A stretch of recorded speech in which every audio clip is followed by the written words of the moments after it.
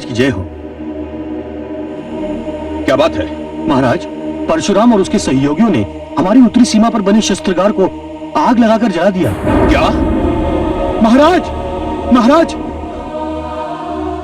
महाराज, परशुराम ने हमारी पश्चिमी सीमा पर स्थित शस्त्रागार पर आक्रमण करके उसे लूट लिया। परशुराम? परशुराम? ये क्या तंग मचा रखा है उसने? महाराज, नगर के मध्य स्थित शस्त्रागार को भी जलाकर राख कर दिया। क्या?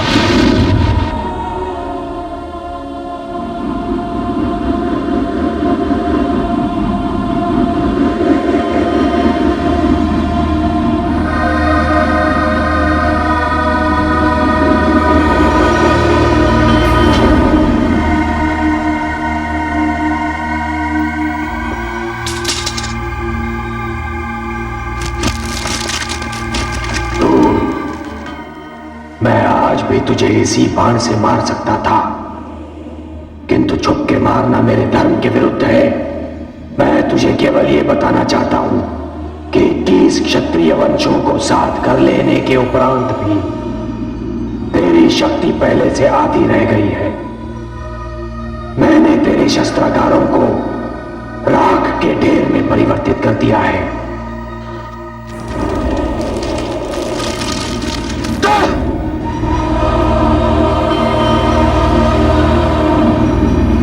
परशुराम,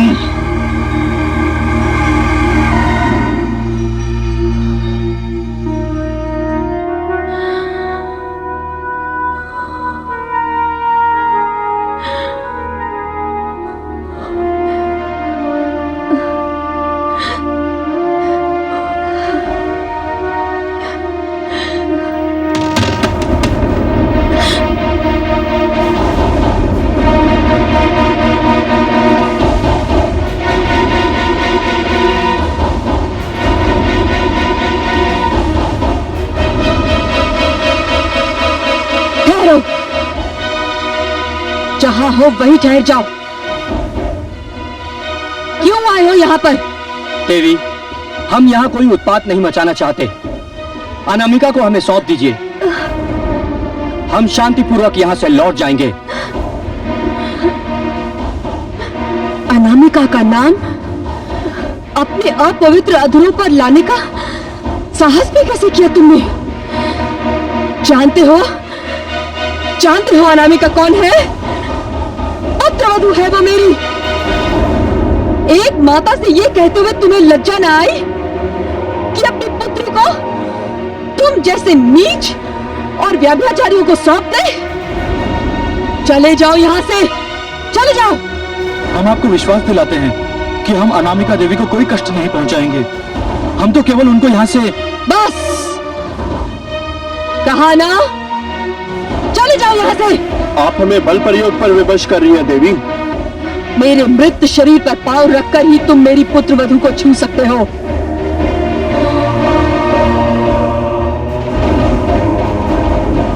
शत्राणी हूं मैं, अस्त्र और शस्त्र के प्रयोग से अनजान नहीं। ठहरो, पीछे पीछे। ठहरो, पीछे पीछे पीछे।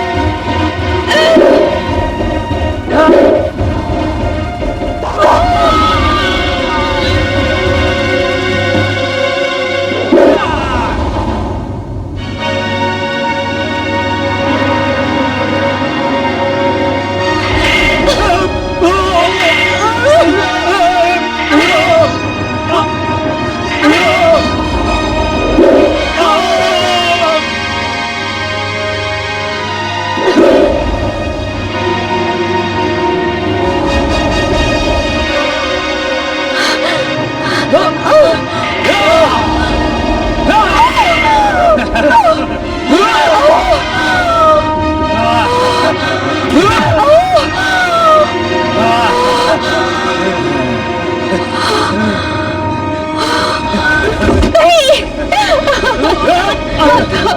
अनामिका, माता, अब तुम्हें अपनी रक्षा स्वयं करनी है। छोड़ दो मुझे, छोड़ दो, हटो, छोड़ो,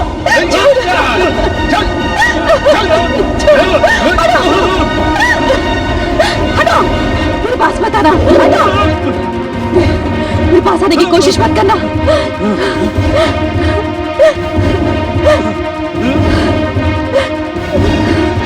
सुनो देवी, हमारा कहना मानो, हम तुमको तनिक भी क्षति नहीं पहुंचाना चाहते। हम केवल इतना चाहते हैं कि तुम हमारे साथ चलो। तुम हमारे साथ होगी तो परशुराम से हमें बातचीत और लेन देन में सुविधा होगी।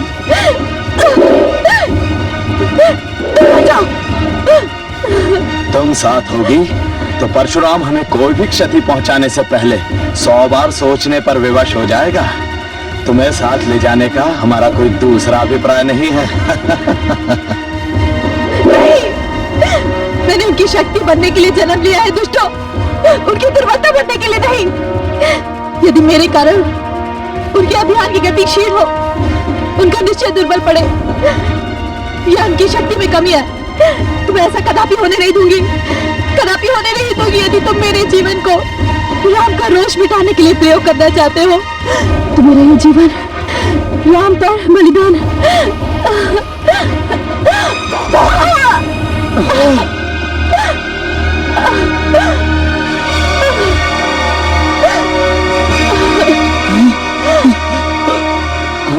ये क्या? अरे ये तो अनर्थ हो गया, हमारी चाल उल्टी पड़ी। यदि यहाँ परशुराम आ गया तो?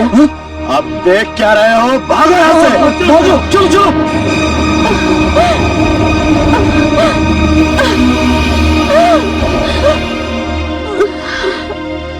अनामिका, अनामिका, ये तुमने क्या किया पुत्री?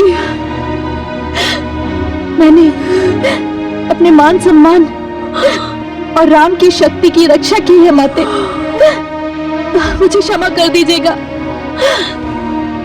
क्षमा कर दूं? तुमने ऐसा क्या किया है पुत्री? मैंने आपसे झूठ कहा था। कैसा झूठ? यही कि मैंने आपके पुत्र से विवाह कर लिया। मैं सदैव उनसे प्रेम करती रही, किंतु विवाह न कर सकी। पुत्री, मैं तो तुम्हें पुत्रवधू मान चुकी हूँ और अब तुम ही मेरी पुत्रवधू रहोगी।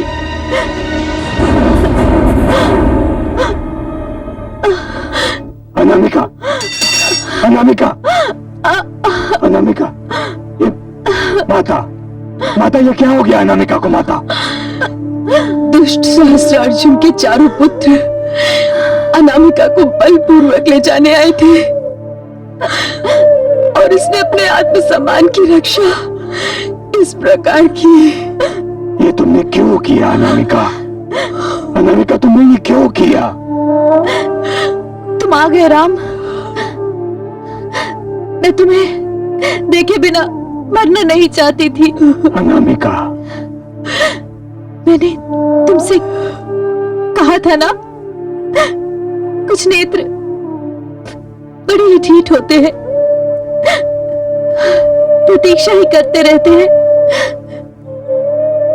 चाहे पथरा ही क्यों ना जाए। मेरा सौभाग्य है कि तुम मेरे नेत्रों के पथराने से पहले ही आ गए।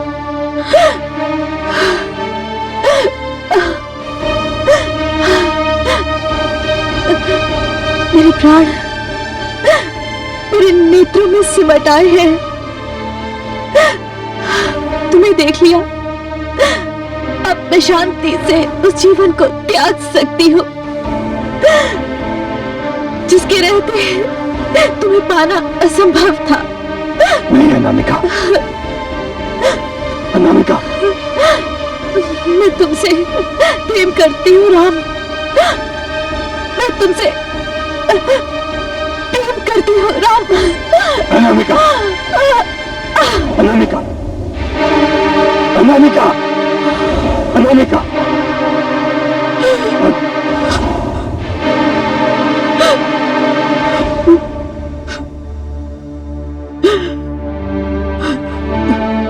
यह अन्याय है अनामिका, यह अन्याय है। तुमने सदैव मुझे प्रेरणा दी, उत्साह दिया, साहस दिया, और जब उस सब के फल का समय आया तो हम सबको छोड़कर चली गई।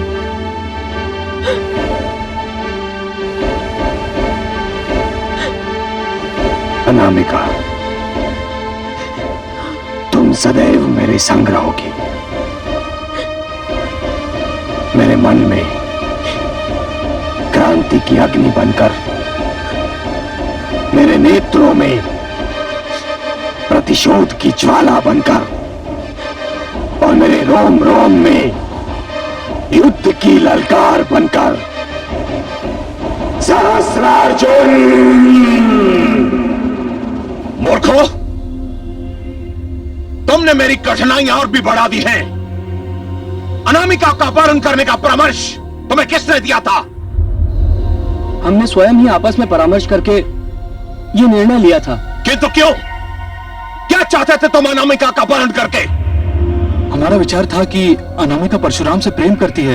यदि वो हमारे हाथ आ गई तो हम परशुराम पर आपसे युद्ध करने के स्थान पर संधि के लिए दबाव डाल सकेंगे। मूर्खो तुम सब! इसका अर्थ यह हुआ कि तुम अपने शत्रु को पहचानते ही नहीं।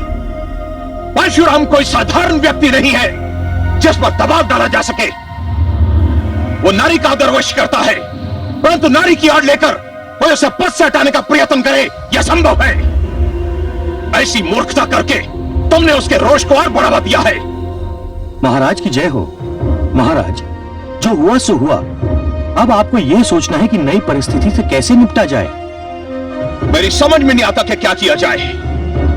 मुझे सूचना मिली है कि परशुराम ने मेरे चारों पुत्रों को मारने की शपथ ली है। पहले युद्ध केवल मेरी चिंता थी, परंतु अब चारों राजकुमारों की सुरक्षा मेरी चिंता का विषय बन गई है।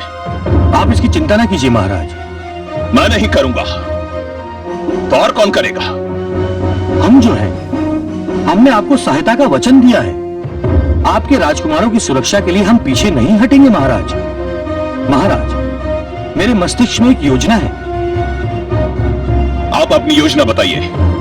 चारों राजकुमारों को महेशमती क्षेत्र से दूर किया जाए और किसी को यह ना बताइए कि राजकुमार कहां गए। एक राजकुमार का उत्तरदायित्व तो मैं लेता हूं महाराज। मैं उन्हें अपने राज्य में सेनानियों के साथ भेजूंगा जहां वो सुरक्षित हो जाएंगे, और शेष 3 राजकुमारों का उत्तरदायित्व हम लेंगे। क्यों मित्रों? हमें स्वीकार है। हमें भी स्वीकार है। धन्यवाद मित्रों, तुमने मेरी चिंता का बोझ हल्का कर दिया है। मैं तुम सबका आभारी हूं।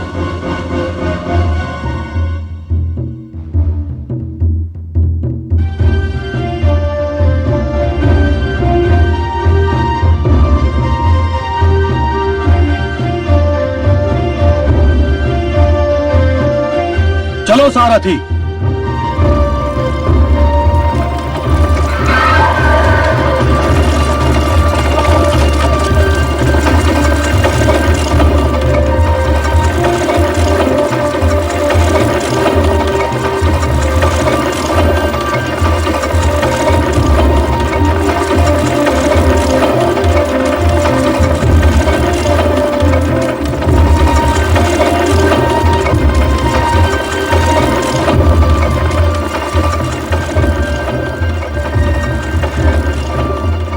चिंता की कोई बात नहीं। हमारे नरेश के क्षेत्र में पहुंचते ही आपके सिर से हर संकट टल जाएगा। किंतु आपके नरेश का क्षेत्र यहाँ से दूर है। तो क्या हुआ? यदि मार्ग में ही कुछ हो गया? अरे नहीं, ऐसा भी क्या। यदि ऐसा कुछ हुआ तो मैं हूं ना आपके साथ। आपकी रक्षा के लिए मैं अपने प्राण न्यौछावर कर दूंगा। और हमारे महाराज की सेना में मेरे जैसा दूसरा सेनानी मिलना दुर्लभ है। मेरे इस खड़क को शत्रु का रक्त पीने का काफी अभ्यास है। वैसे मैं 10-12 को तो अकेला संभाल सकता हूं।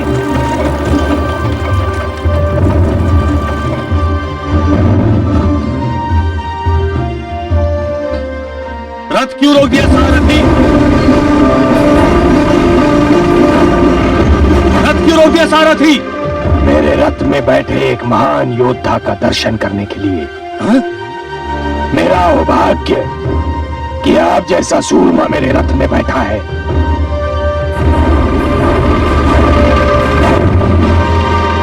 परशुराम,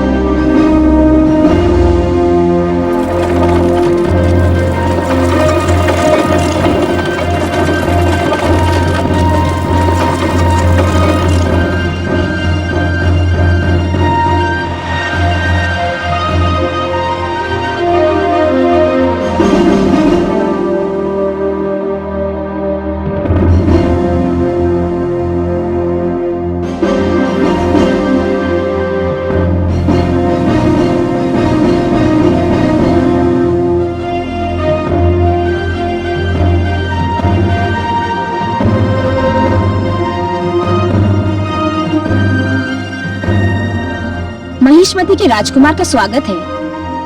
प्रणाम।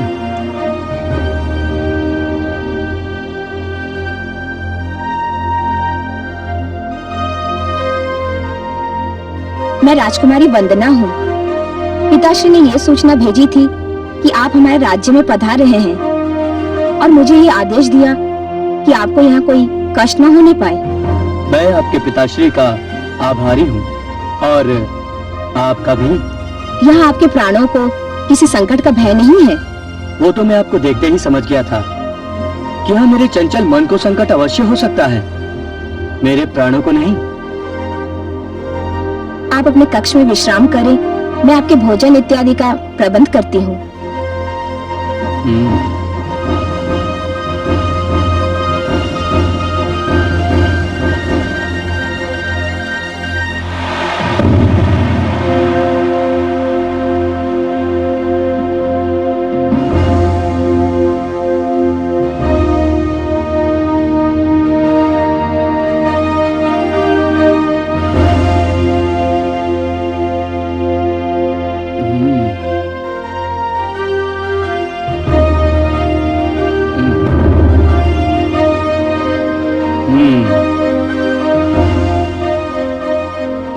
भगवान मुझ पर कृपालु है, मुझे अपने राजभवन से दूर करके ऐसे स्थान पर पहुंचा दिया जहां सौंदर्य है, मन बहलाने के साधन है और विश्राम करने का उत्तम प्रबंध है।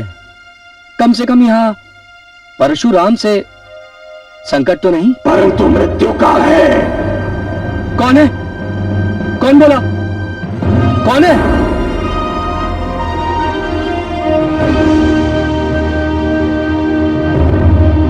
कौन है?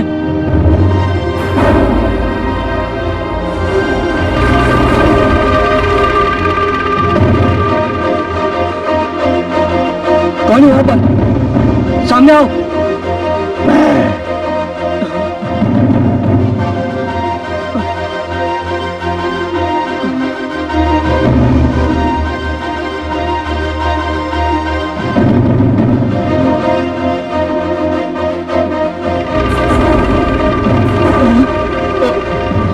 तेरी भांति कायर नहीं हूं जो एक निहत्थे पर आक्रमण करे।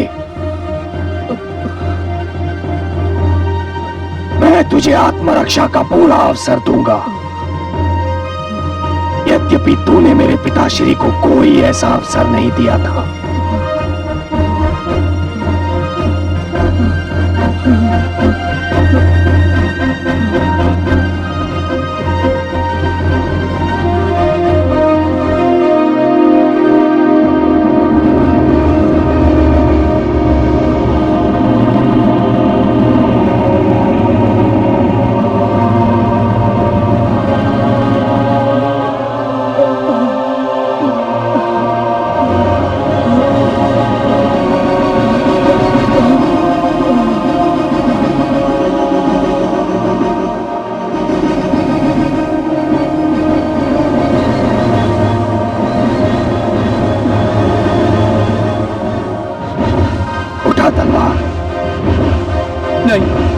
उठा तलवार।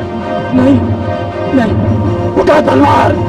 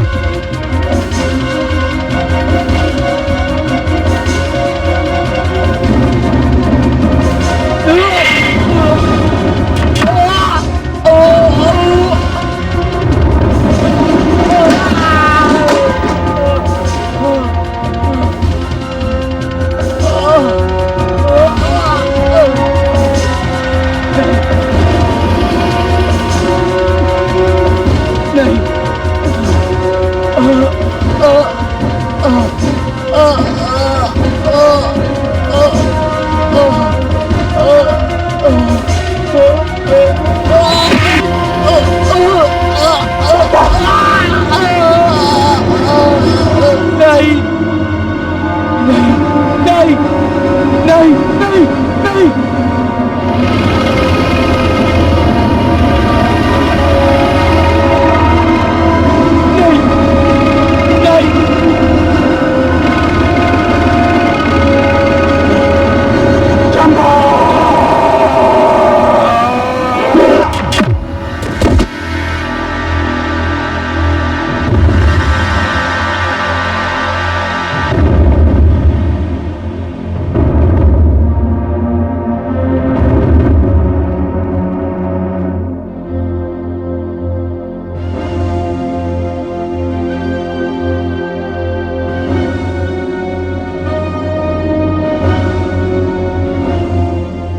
कहिए ब्राह्मण, कहाँ से आए हो आप?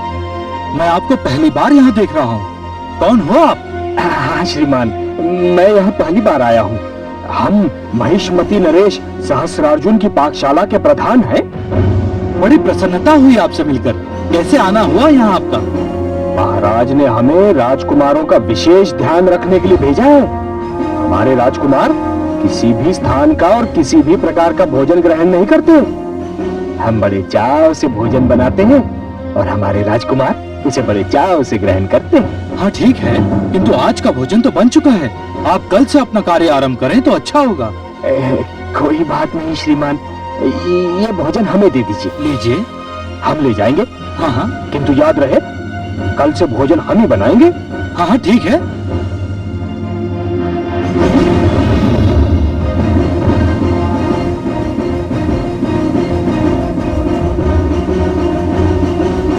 द्वारपाल, हटिए हटिए। कहाँ जा रहे हो आप? अरे राजकुमारों को भोजन कराने।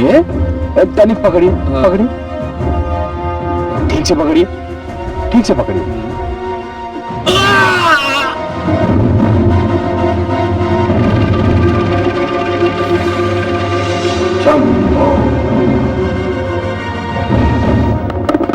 भ्राताश्री, यदि इन क्षत्रिय नरेशों ने हमारी सहायता न की होती तो कदाचित परशुराम हम चारों का अंत कर चुका होता। लगता है कि अनामिका के अपहरण का निर्णय करके हम चारों ने कोई बहुत बड़ी भूल की थी। नहीं अनुज, भूल हमारे निर्णय में नहीं, हमारे अनुमान में थी। अर्थात? यदि अनामिका हमारे हाथ आ जाती तो निसंदेह हम परशुराम को शांति वार्ता के लिए बाध्य कर सकते थे। किंतु हमने यह अनुमान नहीं किया था कि अनामिका अपने आदर की रक्षा के लिए आत्महत्या भी कर सकती है। वो अपने आदर को इतना महत्व देती है कि आदर की रक्षा कैसे की जाती है ये तो वही जानते हैं जिन्हें ईश्वर ने आदर और सम्मान का बहुमूल्य धनकोष प्रदान किया हो। तुम जैसे निर्लज्ज क्या जाने कि संसार में आदर और सम्मान की क्या महत्ता है। कौन हो तुम? आश्चर्य है कि अपनी मृत्यु को इतना निकट देखकर भी उसे पहचान नहीं पा रहे हो। परशुराम,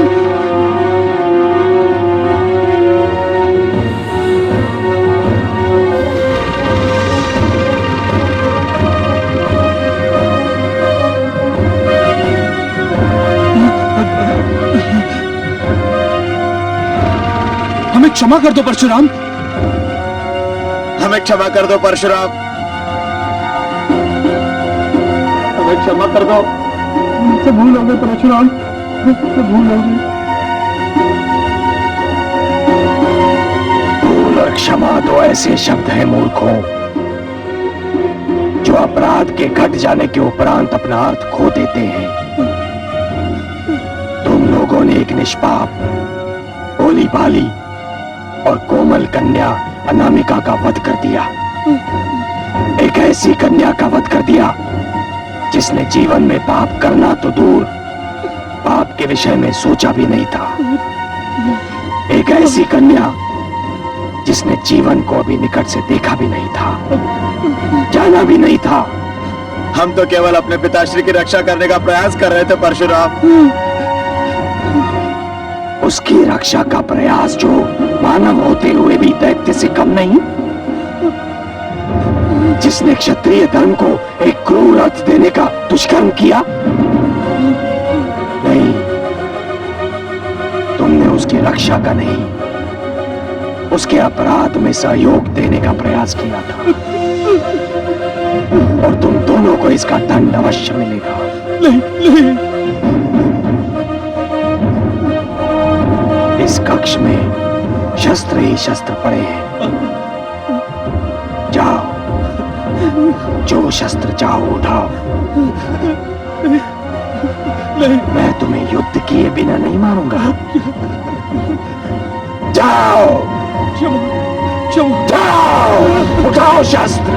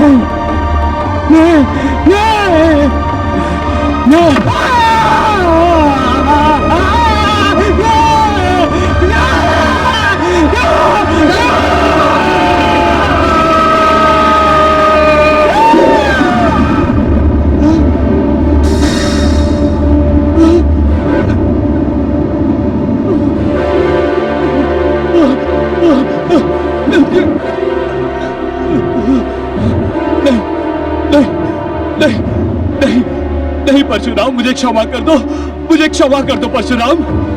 मैं जीवन भर तुम्हारा दास बन के रहूंगा परशुराम, मुझे क्षमा कर दो। नहीं, मुझे क्षमा कर दो, मुझे क्षमा कर दो, मुझे क्षमा कर दो परशुराम, मुझे क्षमा कर दो, मुझे क्षमा कर दो। मैं जीवन भर तुम्हारा दास बन के रहूंगा परशुराम। नहीं नहीं नहीं नहीं नहीं, मुझे क्षमा कर दो, मुझे क्षमा कर दो परशुराम, परशुराम मुझे क्षमा कर दो। संभो!